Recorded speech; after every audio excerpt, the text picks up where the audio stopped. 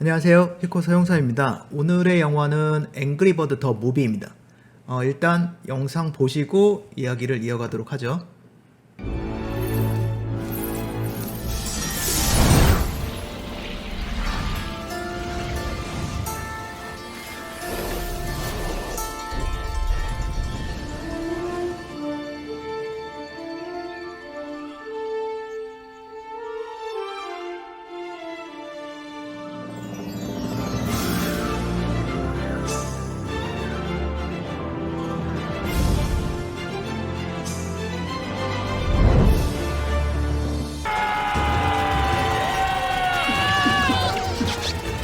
Oh no.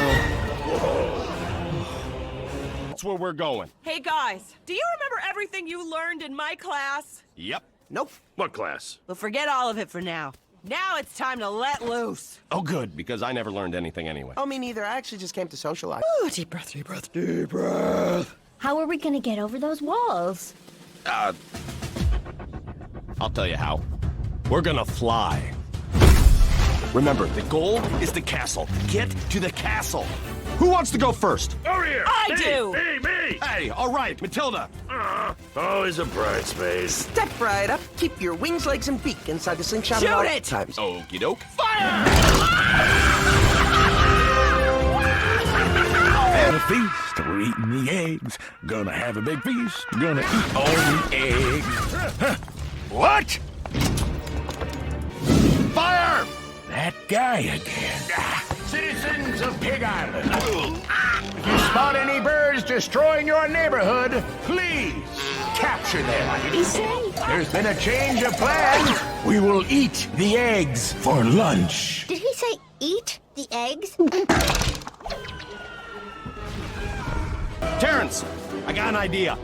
Do you think you can pull the slingshot back far enough to hit that giant boulder?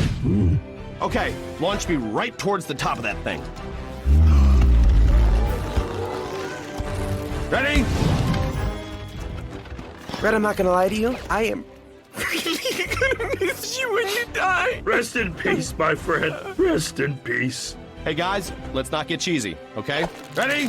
Fire!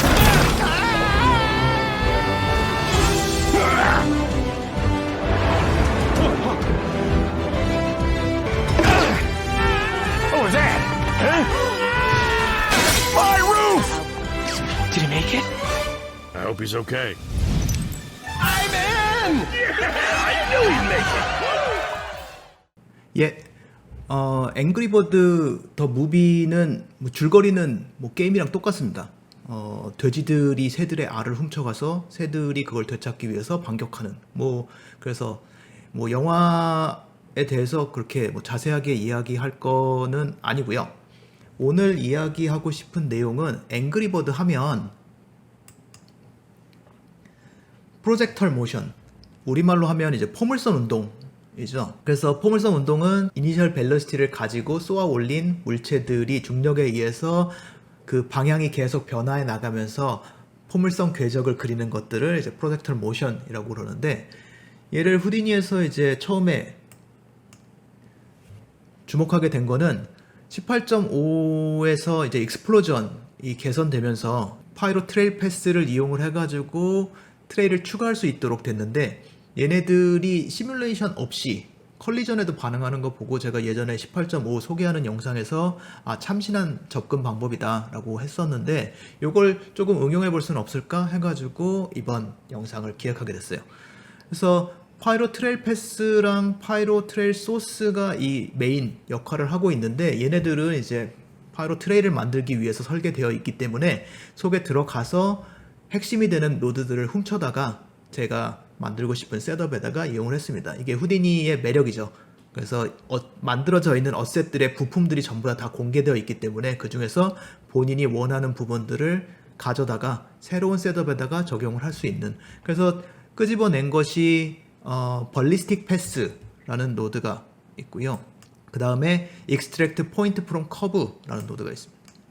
그래서 얘네들을 이용을 해가지고 어떻게 적용을 할 수 있을지를 조금 살펴보도록 하죠. 여러분들이 파티클 시뮬레이션 같은 것들을 설계할 때 일단 처음에 이니셜 벨러시티를 주기 위해서 포인트에다가 V 애트리뷰트를 지정을 하잖아요.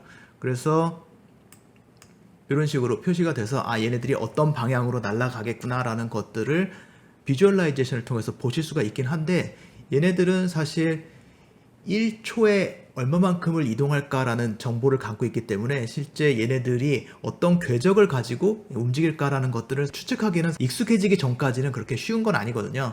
근데 포인트에 V 애트리뷰트를 갖고 있는 곳에다가 발리스틱 패스를 그냥 연결을 해주시면 이렇게 궤적을 직접 보실 수가 있습니다. 그래서 발리스틱 패스의 가장 간단한 이용 방법은 비주얼라이제이션 목적으로도 사용을 하실 수 있을 것 같고요.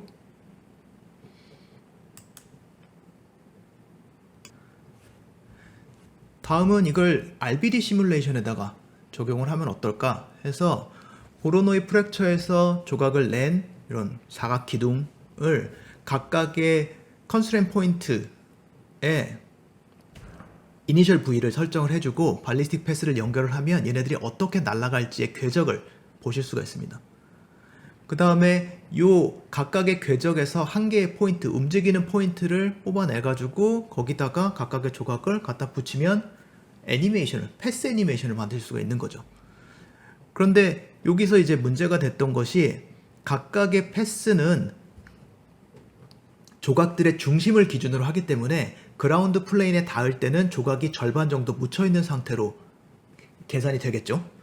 근데 그렇게 되면 이제 굴러간다든지 이런 부분들을 정확하게 계산할 수가 없기 때문에 지금 목표는 패스 애니메이션으로 포물선 운동을 하는 동안에는 요 라인을 그대로 이용을 하지만 땅에 부닥치기 직전에 리지드 버디 시뮬레이션으로 얘를 집어넣어 가지고 바닥에서 컬리전 오브젝트에 부닥쳐서 구르는 것들은 리지드 버디 시뮬레이션을 부분적으로 이용하는 셋업을 하려고 해요. 최대한 간단하게 셋업을 하려고 노력을 했는데, 왜냐하면 리지드 버디 시뮬레이션으로도 할 수 있는 거고, 이걸 이렇게 쌉과 리지드 버디 시뮬레이션을 함께 쓴다라는 것들은 그만큼 셋업하는 데는 시간이 걸릴 수 있지만 그만큼 반대급부로 얻을 수 있는 것들도 필요하기 때문에 최대한 셋업이 간단해야 된다라고 생각을 했거든요. 그래서 일단 조각의 크기만큼 얘네들의 라인들을 짧게 해줄 방법이 필요했어요. 그래서 각각의 조각들의 P스케일을 계산할 수 있는 셋업을 했는데, 여기서 하나 팁으로 알려드리고 싶은 게, 보통 이렇게 여러 개의 조각들이 포함되어 있는 것들을 포르프를 돌리신다라고 그러면 보통 포르프에 처음에 얘를 패치 피스로 해서 한 개의 조각만 남겨놓고 모든 조각들을 지워버린 상태에서 P스케일을 계산하고 그 다음에 그 정보를 누적적으로 해가지고 완성을 하시게 되는데, 이걸 바운드 쌉을 사용을 하시면 특정 그룹의 바운딩 스피어, 바운딩 박스 이런 것들을 계산할 수가 있거든요. 그래서 이 포이치에서 한 개의 조각만 남겨놓고 나머지를 다 지우는 과정이 시간이 오래 걸립니다. 그래서 만약에 그걸 피할 수가 있다라 그러면 시간을 절약할 수가 있기 때문에 이것들은 조금 생각을 해서 적용을 하시면 좋을 것 같습니다. 그래서 최종적으로는 이제 이렇게 된 걸 애트리뷰트를 옮겨가지고 각각이 내가 얼마만큼의 사이즈를 갖고 있는지에 대한 대략적인 정보를 포함하도록 하는 거죠.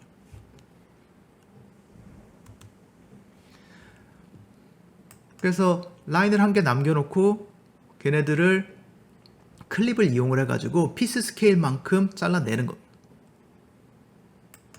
그래서 살짝 짧아졌죠, 전부 다. 그 다음에 얘네들이 궤적을 따라서 움직이는 동안 아무런 로테이션이 없더라 그러면 조금 이상할 테니까 로테이션을 만들어 주기 위해서 애트리뷰트 페이드를 써서 얘네들이 어느 프레임에 출발했으면 좋겠다라는 것들을 스타트 프레임 옵셋에다가 지정을 해줄 수가 있고요. 그 다음에 그 프레임을 기준으로 해가지고 일정하게 속도가 증가하는 애트리뷰트를 별도로 만들어 줬습니다. 애트리뷰트 페이드를 쓴 이유는 램프 파라미터를 써가지고 처음에 출발할 때는 속도가 조금 빠르다가 조금 느려졌다가 다시 빠르게 한다든지 여러 가지 변화를 줄 수 있기 때문에 그냥 일정한 속도로 회전을 하는 것보다는 조금 커스터마이징이 쉬울 것 같아가지고 이렇게 애트리뷰트 페이드를 이용을 했고요. 그 다음에 걔네들을 오리엔트 애트리뷰트로 변환하는 것들은 밥을 이용을 했습니다. 그래서 얘네들을 이제 땅에 부닥치기 직전에 시뮬레이션으로 집어넣어 가지고 실행을 하시면요.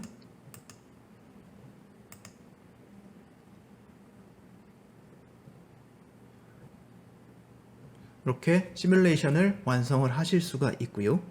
그러면 여기서 이 패스가 얼마만큼 정확하게 시뮬레이션을 대체할 수 있는 것들을 한번 확인해 볼 필요가 있다는 거예요. 그래서 이거는 지금 발리스틱 패스에서 만들어지는 커브와 그 다음에 드래그를 줄 수 있는 방법이 리지드 바디 시뮬레이션에서는 드래그 폴스라는 노드가 있고 팝 드래그를 이용을 해가지고도 드래그를 줄 수가 있죠. 그래서 얘네들을 서로 비교해가지고 얼마만큼 다른가라는 것들을 한번 확인을 해봤습니다. 보면 서로 상당히 다르죠. 그런데 얘를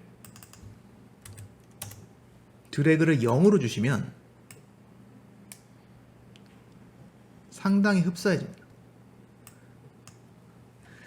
여기서 이제 포물선 운동을 할 때 공기의 저항이 어떻게 작동을 하는가를 잠깐 살펴보면 공기의 저항이라는 거는 사실 이 움직이는 물체의 크기라든지 형태라든지 아니면 얘네들이 공기 중을 움직이고 있는지 아니면 약간 그 비스커시티가 다른 물질 안에서 움직이고 있는지라든지 심지어는 오브젝트가 회전을 하면 드래그가 바뀌겠죠.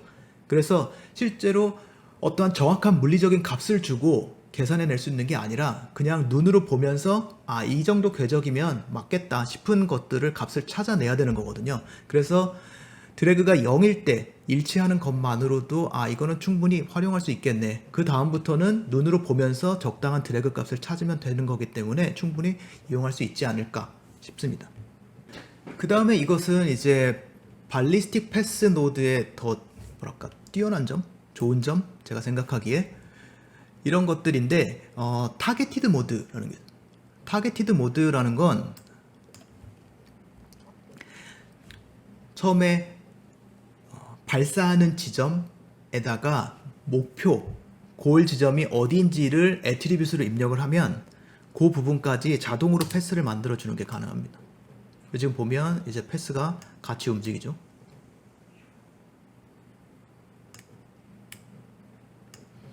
그래서 목표 지점이 어디냐를 정확하게 패스를 만들어 가지고 애니메이션을 하실 수가 있고 그 다음에 이 궤적을 만들기 위한 방법으로 타겟팅 메서드에 여러 가지 옵션을 제공을 합니다. 일단 처음에 보실 게 이제 라이프인데 라이프를 올렸다 내렸다 하면 얘네들의 채공 시간을 컨트롤 하실 수가 있어요. 그래서 이런 것들은 실제로 이제 어떻게 작동이 되나라고 하면 여러분들 K9 자주포라고 들어보셨나요? 밀리터리 유튜브 같은 데서는 굉장히 자주 등장하는 우리나라 효자 수출품인데 포입니다. 탱크인데 아주 큰 포를 달았다라고 생각해서 서로 움직여 다닐 수 있는 포인데 얘의 설명의 특징에 보면 항상 일제 사격, TOT라는 말이 항상 빠지지 않고 나오거든요. 이게 타임 온 타겟이라는 말인데 얘가 뭐냐라고 그러면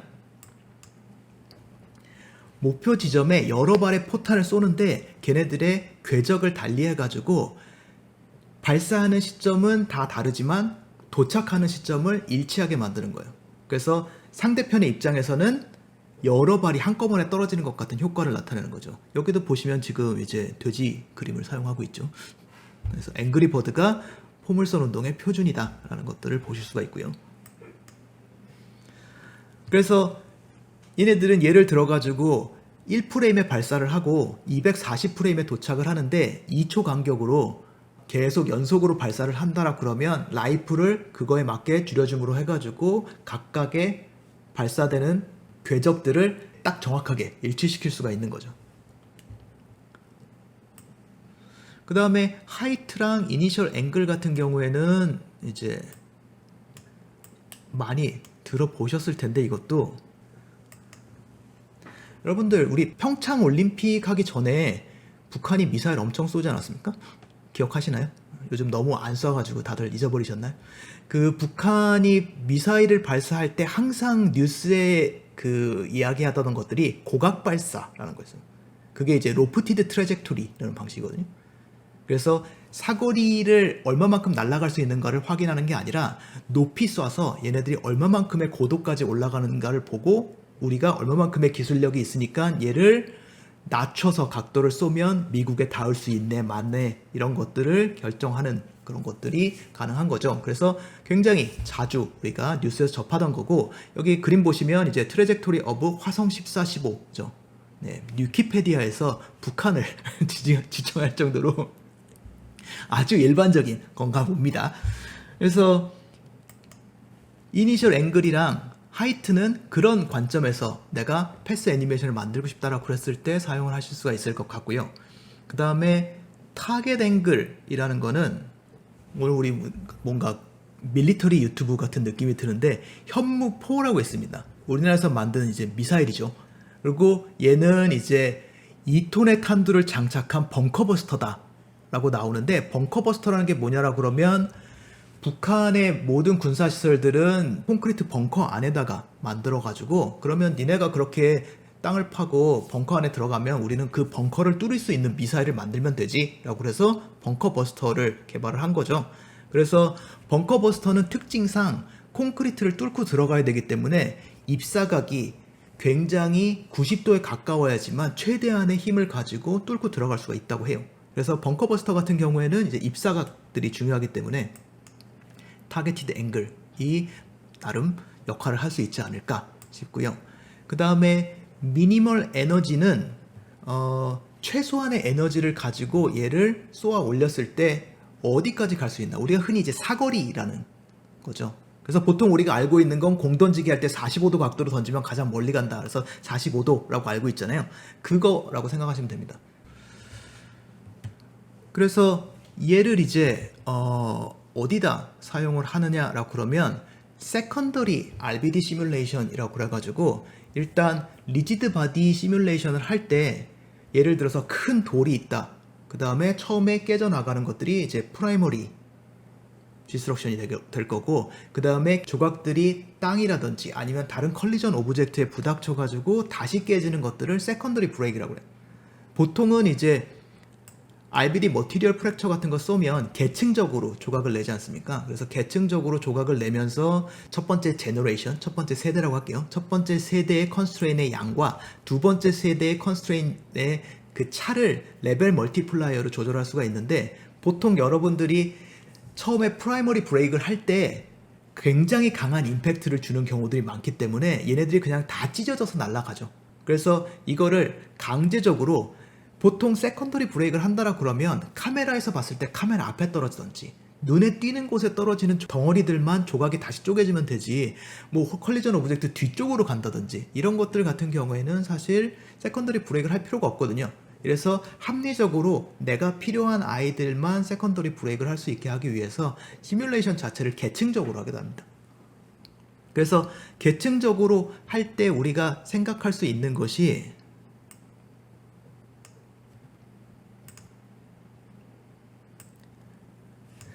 우리 RBD 머티리얼 프랙처로 조각을 쪼개면 이런 식으로 피스 0-0, 0-1, 0-2 이런 식으로 이름을 붙이죠. 이쪽에서 보면 좀 더 깔끔하게 보이겠네요. 그러면 그냥 피스 0번에서, 지금 이게 30조각으로 쪼개는 거라서 피스 0번에서부터 29번까지 있는데 왜 피스 0에서부터 29번이라고 안 하고 0-0, 0-1 이런 식으로 해서 피스 0-29까지 만드나 라고 그러면 내가 어느 조각에 원래 소속되어 있었다라는 것들을 전부 다 계층적으로 기록을 하는 거예요. 예전에 여러분들 중세 영화 같은 거 보면 예를 들어서 아도왕이다 라고 그러면 나는 아서야, son of 유서 펜드라곤, 그래가지고 나는 우서 펜드라곤의 아들이야 라는 식으로 소개하잖아요. 그런 식으로 족보를 다 이름에다가 집어 넣는 거죠. 그렇게 하면 얘네들을 세컨더리 브레이크를 할 때 굉장히 편하게 이용을 하실 수가 있습니다. 제가 이용하는 방법은 이제 애트리뷰트 스트링 에디트라는 노드가 있어요. 그래서 자기가 원하는 애트리뷰트, 네임 애트리뷰트이 되겠죠? 네임 애트리뷰트를 피스 0으로 교체하는 거예요. 그럼 모든 애들이 피스 0번이 되는 거고, 이쪽에서는 피스 0번의 애니메이션이 날라오는 거죠. 그래서 두 개를 트랜스폼 피스로 하면 얘네들의 모든 조각들은 30개의 조각들이 피스 0번인 것처럼 날아가는. 그리고 얘네들을 움직이게 한 다음에는 애트리뷰트 익스프레션으로 미리 저장해놨던 0-0번에서부터 29번으로 이름을 다시 바꾸고 시뮬레이션 안에다가 넣으시면 이제 목적지에 딱 도착하는 순간에 폭파하게 되는 거죠. 그래서 세컨더리 브레이크에서도 이런 식으로 발리스틱 패스를 이용을 하면 조금 더 짧은 시간 안에 내가 원하는 그림을 만들어내실 수 있지 않을까. 이 모든 것들을 그냥 시뮬레이션으로 해가지고 반복적으로 계속 시행착오를 겪으면서 한다 그러면 시뮬레이션을 굉장히 많이 할 수밖에 없잖아요. 그래서 쌉과 시뮬레이션을 같이 연동함으로 해가지고 조금 더 시뮬레이션 횟수를 줄여서 좀 더 합리적으로 셋업을 하실 수 있지 않을까 싶어서 가지고 왔습니다. 네, 오늘은 여기까지고요. 오늘 영상의 후디니 파일은 네이버 히코 카페에 올려놓을 테니 필요하신 분들은 한번 보시고요. 다음에는 또 다른 영화로 후디니 이야기를 준비해서 돌아오겠습니다. 고맙습니다.